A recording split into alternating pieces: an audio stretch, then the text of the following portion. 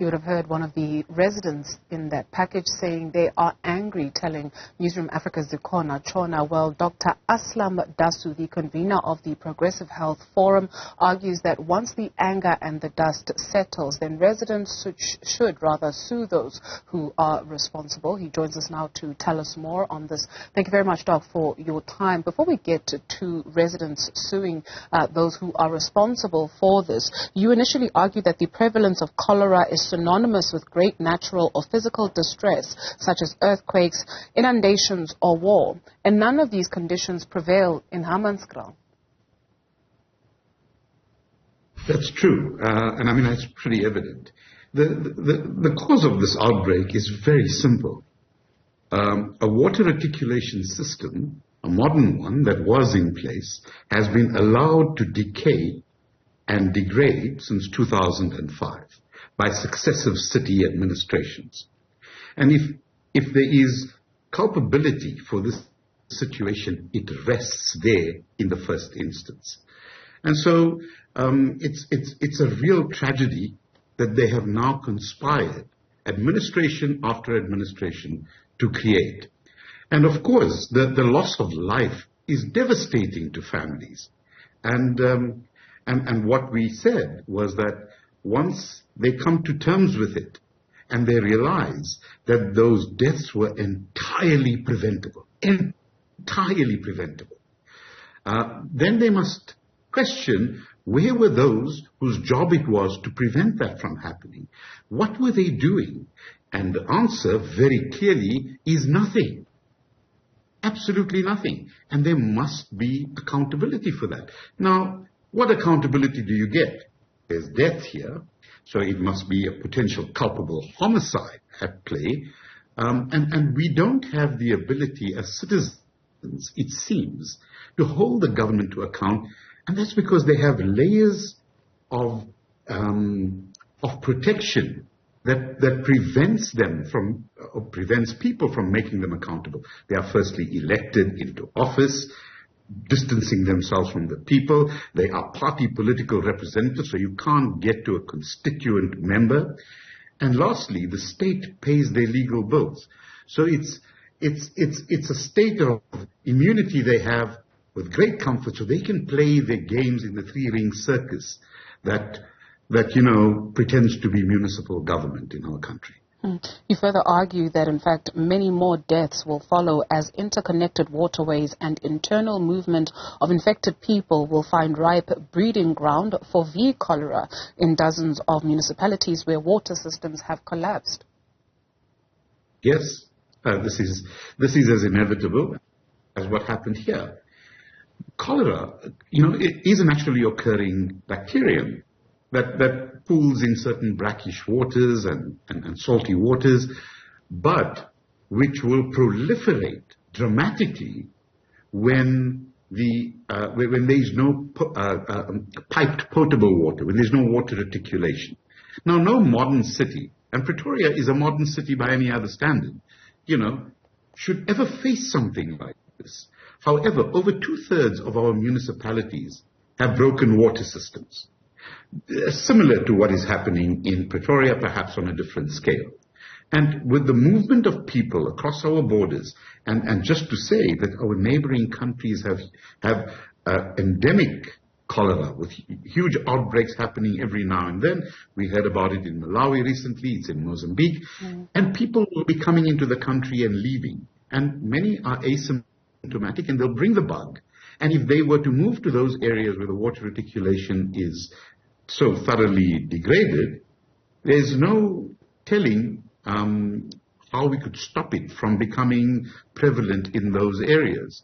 Now, it is incumbent on the government, the city governments, the municipal governments, to ensure that a basic function like that, they are capable of managing. They are proving to be incapable of doing even that. So, how do we get some accountability going here? And I think the people who have suffered the most damage here will have the right to hold them to account through a legal process. We saw that in Life Esidimeni, the Moseneke inquiry, and now the the inquests that are happening, the wheels of justice may turn slowly, but they will turn. And we must get the same here. Any self-respecting city government would have resigned by now. But no, they're busy blaming one another. They are all complicit, whether it's the DA, the ANC, the EFF. And you can shout and scream as much as you like in the city council today, saying that we're not going to pass this budget until we fix up the cholera situation.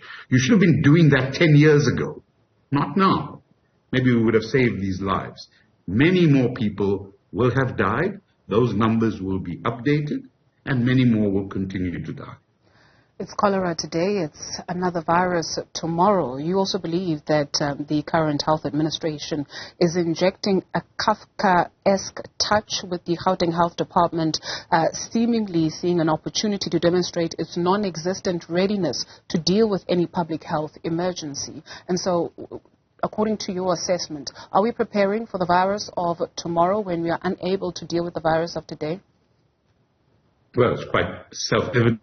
Not so. And of course, we know that the Gauteng Department of Health goes out of its way to prove its incompetence. We've seen the repeated failures of that provincial health department in the most comprehensive and complex health system on this continent here in Gauteng. And the only reason it keeps going is because of the health workers and their dedication there, who also got us through COVID, by the way, by going above and beyond the call of duty, and where many sacrificed their lives. Now, when a government blithely, when an MEC rushes to the scene, cameras in tow, having not a clue about public health, but wanting to hog the limelight, then the game is up, that they don't know what they are doing. And I despair at this. We should not be in this situation.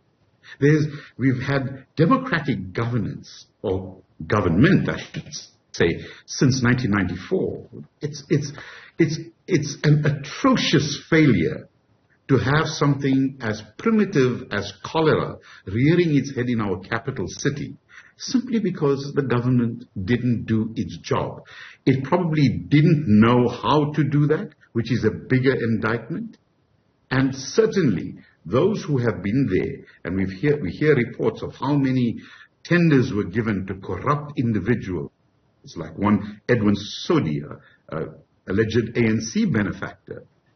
So no one can point fingers here except to each other.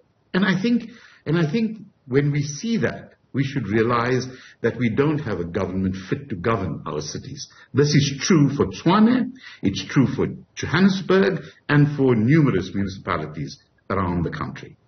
In the absence of that, what then happens, Doc? Well, it's a very dire situation. I can't see a quick way out of this. But clearly, we know what is wrong. Everybody does. We have to just find the people who will accept that that is wrong and will say they undertake to fix it. Not the current lot, who now want to negotiate between municipality and national government on a 2.5 billion rand grant to fix Rooiwal, which has been decrepit since 2005, making it seem like they are all doing something, but ensuring by doing all of that, we don't ask, how did we get here? So that is the typical modus operandi of the modern politician, to deflect and distract and just show everybody that we are diligently working. Trust us. Well, how do we fix this? Look, we're a democratic country. We're a country of laws. We're a constitutional democracy. We have regular elections. I don't know how the electorate will view this and what they will do in the election to change the faces around those council tables.